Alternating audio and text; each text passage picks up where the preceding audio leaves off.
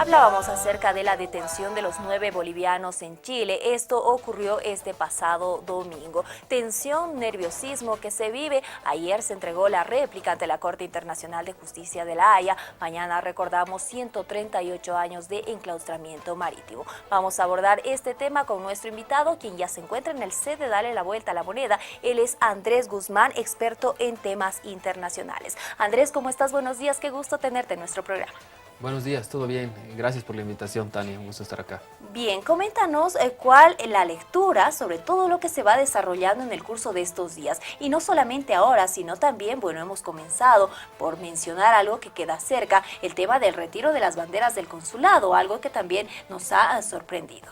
Efectivamente, hay toda una campaña o una estrategia política de parte de Chile por generar otras noticias, ¿no? Tal vez distraer la atención frente a lo que es la presentación de la réplica de Bolivia y lo que se viene por el Día del Mar. Esto obviamente tiene un impacto comunicacional en lo político que Chile quiere minimizar, quiere tratar de encubrir con otros incidentes, ¿no? Como bien mencionas, el tema de la bandera en el consulado, el arresto de militares y funcionarios de aduana en la frontera y además la visita reciente del canciller Muñoz al sector del Silala, donde llevaron la bandera chilena e hicieron un acto un tanto provocativo, ¿no? Que muestra toda esta tendencia que naturalmente tiene esta explicación en lo político por tratar de distraer y tratar de tapar lo que está haciendo Bolivia. ¿Qué sucede? ¿Cuál es la situación que ahora vive el vecino país de Chile? Se decía que está una situación bastante tensa internamente debido a bueno, los problemas que se ha suscitado con el tema de alguna compra de terrenos de la presidenta Michelle Bachelet. ¿Esto está teniendo más cobertura que el tema de la demanda marítima en Chile? En Chile, bueno, hay muchos problemas, ¿no? Temas de corrupción por todos lados, la baja popularidad del gobierno, obviamente también es un asunto que está en juego en este momento y además que se vienen las elecciones presidenciales, entonces hay mucho que hacer, ¿no? En el contexto interno hay mucha noticia controvertida y que no es favorable para el gobierno. Entonces el gobierno también quiere utilizar este tema, como ellos tanto nos dicen a nosotros, a Bolivia, ¿no? Que Bolivia utiliza el tema para rédito político interno. En Chile ocurre lo mismo y en este caso muy evidentemente con todos estos incidentes que se han generado en estos últimos tiempos. Y ahora esto es lamentable porque se está tensionando demasiado, diría yo, nuestras relaciones se están tensionando y esto no contribuye a generar un ambiente de negociación. En el caso que el fallo de La Haya salga favorable a Bolivia, tenemos que negociar con Chile y en ese momento obviamente tenemos que tener un buen ambiente, tener una cierta confianza con el interlocutor y eso no existe en este momento.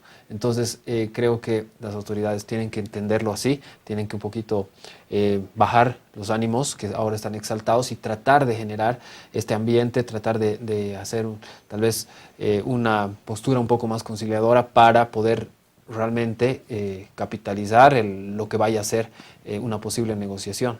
Por su parte, el canciller Heraldo Muñoz ayer mencionaba que, bueno, que no va a ceder ningún tipo de territorio a Bolivia y que, bueno, ha anunciado también que Bolivia debería cesar en sus provocaciones. Eso es lo que está ocurriendo, ¿no? Claro, porque ante su público, ante el pueblo chileno, ellos son las víctimas, ¿no? Entonces, que Bolivia está provocando, que Bolivia está haciendo todo, cuando al revés, ¿no?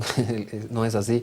Entonces, se maneja mucho el tema mediático, no se está poniendo al pueblo chileno en contra de lo que pueda hacer un entendimiento con Bolivia y eso es muy negativo, como te digo, porque el momento que tengamos que negociar va a ser mucho más difícil, ¿no?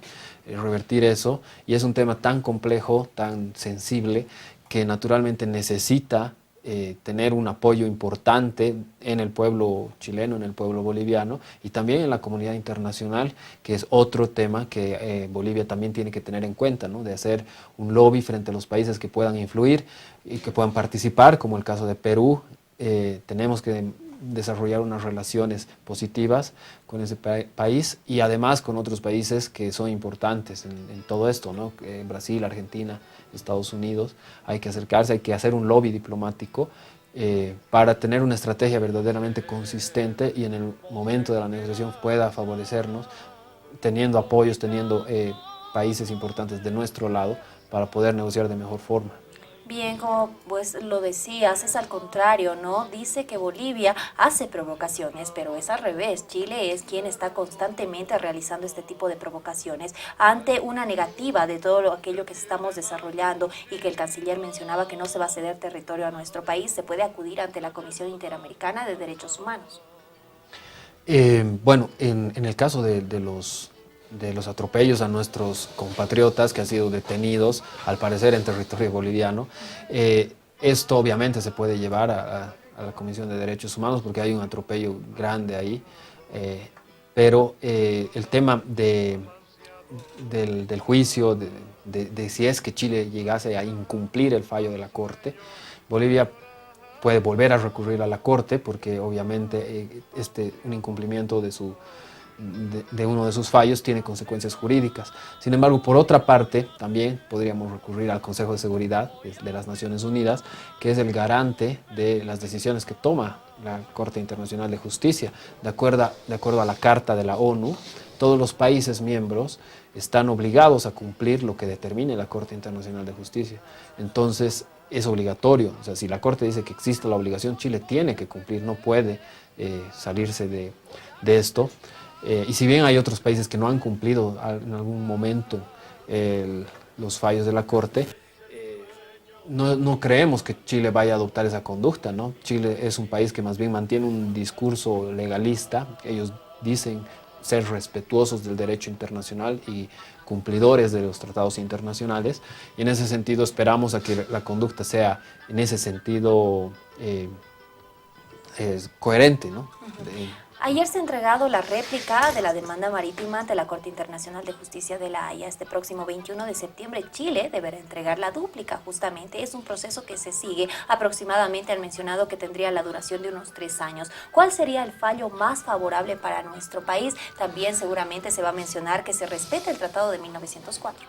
Sí, bueno, el juicio en total va a durar alrededor de unos 5 años. 5 años más a partir de ahora. No. Desde el 2013. Claro, desde el 2013, porque de aquí en más ya va a ser un año o tal vez un poco más.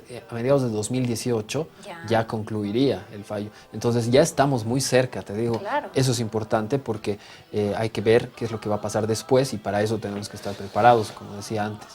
Entonces hay que plantearlo en ese sentido, ¿no? Bien, ¿y el fallo más favorable? Eso. Sí, obviamente el fallo más favorable sería que la Corte falle y declare que Chile tiene la obligación de negociar un acceso soberano al mar para Bolivia, y ahí sí comenzaríamos una negociación. El fallo más desfavorable sería que la Corte diga que no existe la obligación, o puede ser algo tal vez intermedio, que la Corte diga que sí existía la negociación, pero que se ha cumplido, ¿no? Entonces, bueno, también sería negativo para nosotros, pero sería algo que tal vez iría por el medio, ¿no? Ni uno ni otro.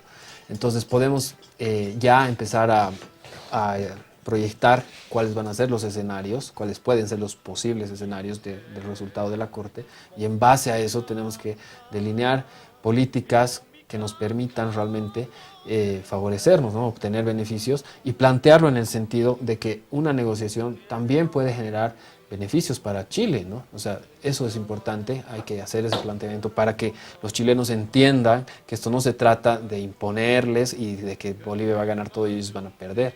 No, una negociación no se trata de eso. Una negociación se supone que todos pueden ganar y así hay que plantearlo. No solo Bolivia y Chile, sino también quizás el Perú, en caso de que tenga que participar, de acuerdo al protocolo complementario de 1929, que dice que cualquier cesión de territorios en los territorios de Tacna y Arica debe contar con el acuerdo previo de las partes, ¿no? Es decir, que Chile y Perú tienen que estar de acuerdo para cualquier cesión de territorio en Arica.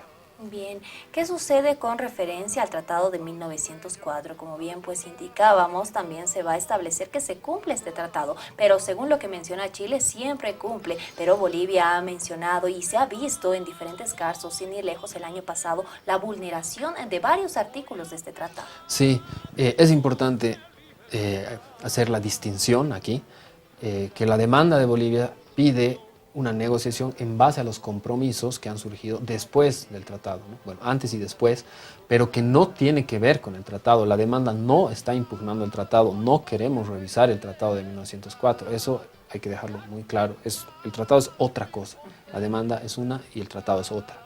Sin embargo, como bien dices, hay incumplimientos, existen muchas vulneraciones frente a lo convenido en el tratado y en los acuerdos complementarios, ¿no? En los puertos, las empresas privadas que operan estos puertos han usurpado funciones que le competen según lo convenido al agente aduanero boliviano, que está representado por la ASPB.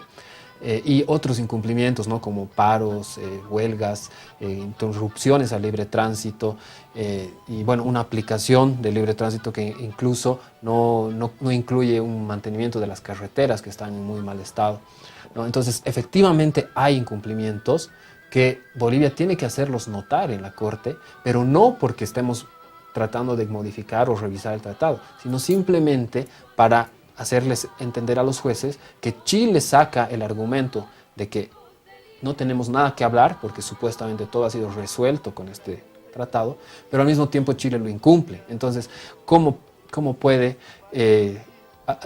plantear esa posición contradictoria de decir todo se ha resuelto con este documento, pero este documento yo no lo cumplo, ¿no? O sea, hay una contradicción y eso es importante hacerlo notar en la Corte, pero no, insisto, no para revisar el tratado o para modificarlo.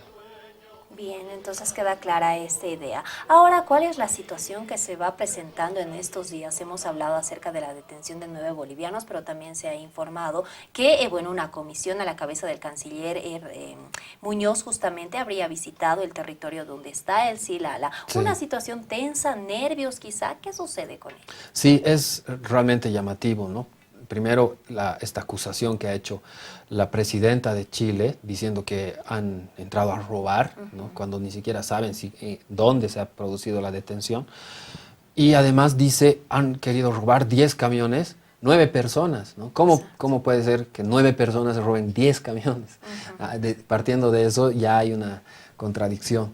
Y en cuanto a la visita del Silala, es sumamente llamativa, a mí me ha causado incluso gracia que el canciller Muñoz se saque una foto en el lugar y no se vea en absoluto el agua, no hay río, y lo que se ve en el fondo más bien es un tubo, ¿no? Una cañería que conduce las aguas hacia territorio chileno. O sea, eso en realidad podría ser utilizado por Bolivia, ¿no? Pues miren cómo transcurre el agua hacia Chile, ¿no? A través de un tubo.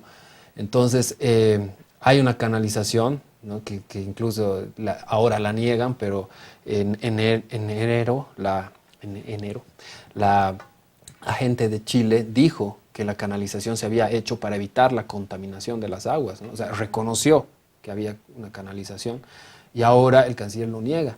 Entonces, vemos también aquí, en este caso, muchas contradicciones de parte de Chile y en este caso es más llamativo porque ellos han iniciado la demanda, ellos son los que nos han demandado a nosotros, ¿no? Claro.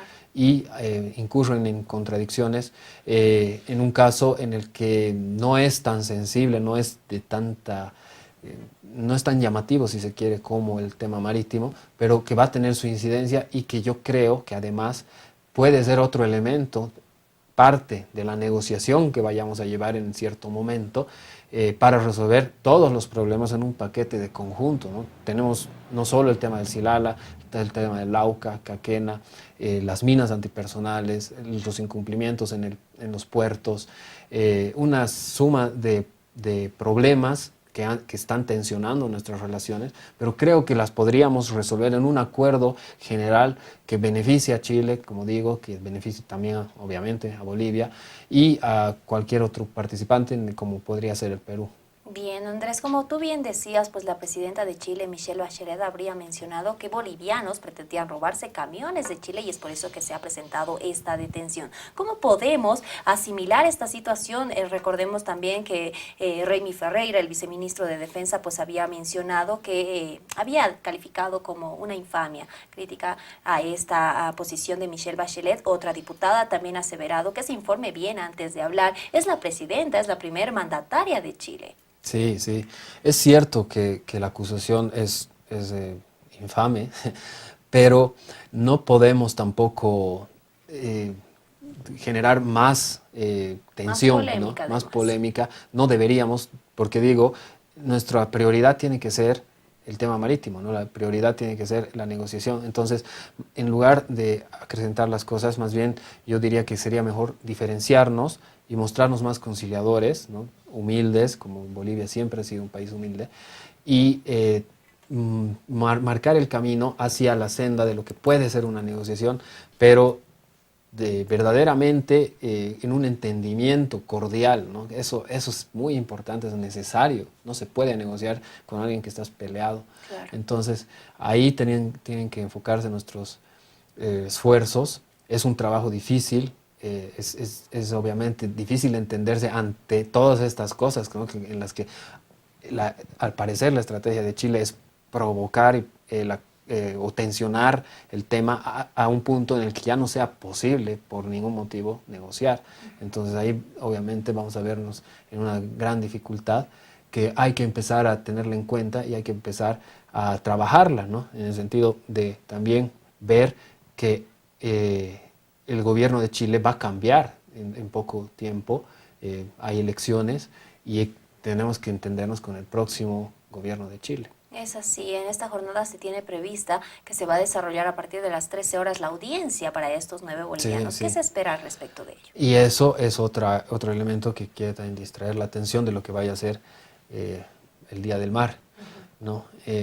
Pero insisto en que hay que tomarlo con mucha calma, hay que bajarle los ánimos, espero que así sea, y no se lleve a mayores, ¿no? Obviamente tenemos que defender a nuestros compatriotas, es una injusticia, no podemos dejarlos detenidos ni que los tomen presos, hay que hacer la representación, pero también hay que hacerlo diplomáticamente, con respeto y tratando de evitar la polémica, ¿no? Bien, Andrés, ayer se ha presentado la réplica ante la Corte Internacional de Justicia de La Haya, justamente en Holanda. ¿Qué contiene esta réplica que se espera posterior a ello?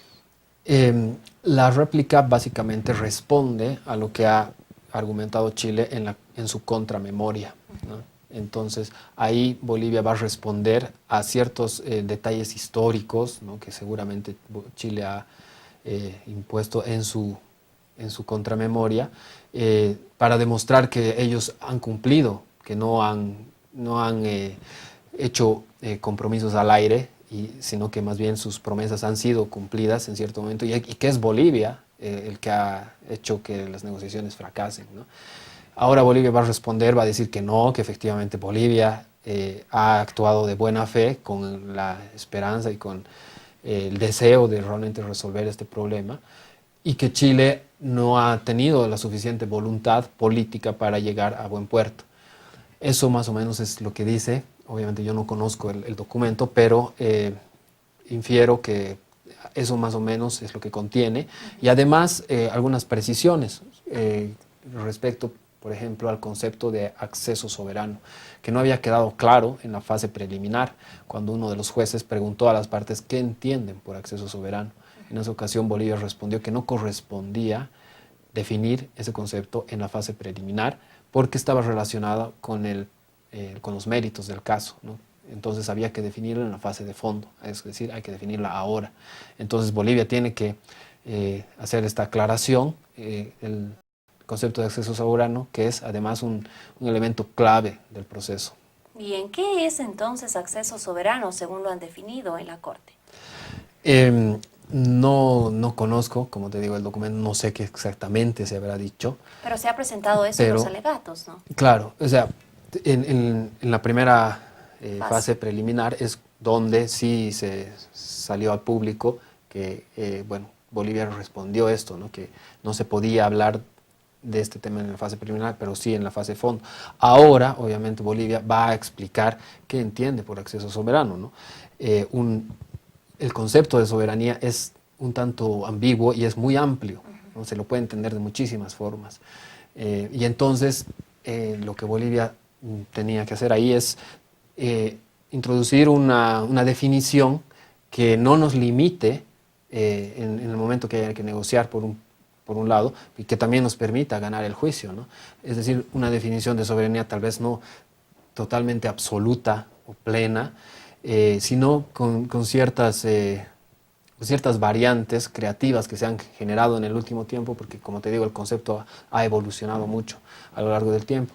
Y, por ejemplo, en Arica, Chile no tiene una soberanía absoluta, ¿no? Chile, para ceder esos territorios, necesita el acuerdo previo del Perú, como decía antes, de acuerdo al protocolo complementario de 1929.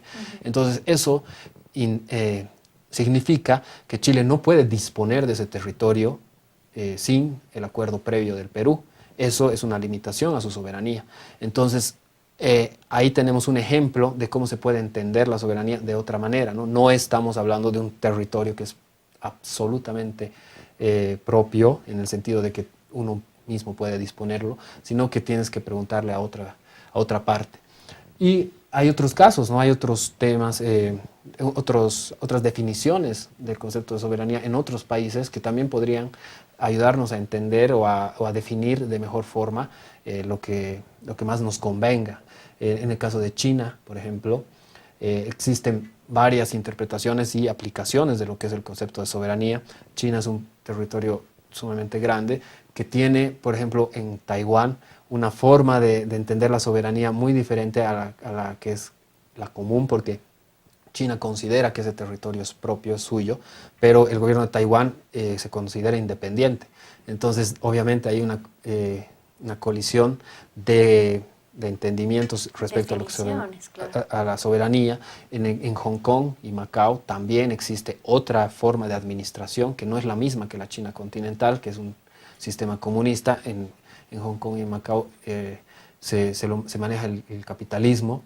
En Tíbet también hay otra forma de entender. Ellos es un conglomerado humano que son religiosos, ¿no? Que no obedecen al gobierno de Beijing, pero que Beijing obviamente impone sus leyes y sus costumbres sobre eso, ¿no? Entonces hay otra forma de entender soberanía. Hay muchas variantes, otros ejemplos también en el mundo, y eso, es importante también utilizarlo para poder nosotros definir un concepto que nos ayude a ganar el juicio, como digo, y después nos permita negociar de manera más amplia, ¿no? Sin limitaciones. Bien, Andrés, ya para finalizar la entrevista, sabemos que eres docente y pues estos días se ha visto mucho fervor cívico, mucho patriotismo de parte de estudiantes, de parte de todas las personas, el ciudadano de a pie se ve el civismo. ¿Qué podríamos decirle a la población en estos días? Bueno, mañana que se recuerda 138 años de enclaustramiento marítimo. Principalmente yo creo que es importante aclarar que esto es un tema de Estado, esto es un tema que hace a todos los bolivianos y que va más allá del gobierno actual, ¿no? Porque esto lo digo porque he visto algunos comentarios que iban en el sentido de que, claro, el gobierno quiere agarrarse de esto para favorecerse y es una estrategia masista para la repostulación y quieren mezclar todo. No, esto se trata de un tema que tiene 138 años en los cuales Bolivia ha luchado por esto, más allá de las diferencias políticas, de las desavenencias que podamos tener en lo interno.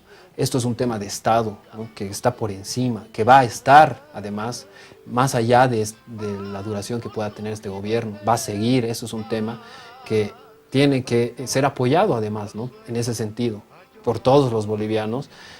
Creo que en general tenemos efectivamente una unión o un consenso casi generalizado, diría que el 90% estamos a favor de lo que se está haciendo, pero hay algunas disidencias y hay algunas voces que quieren asociar esto, ¿no? A lo interno.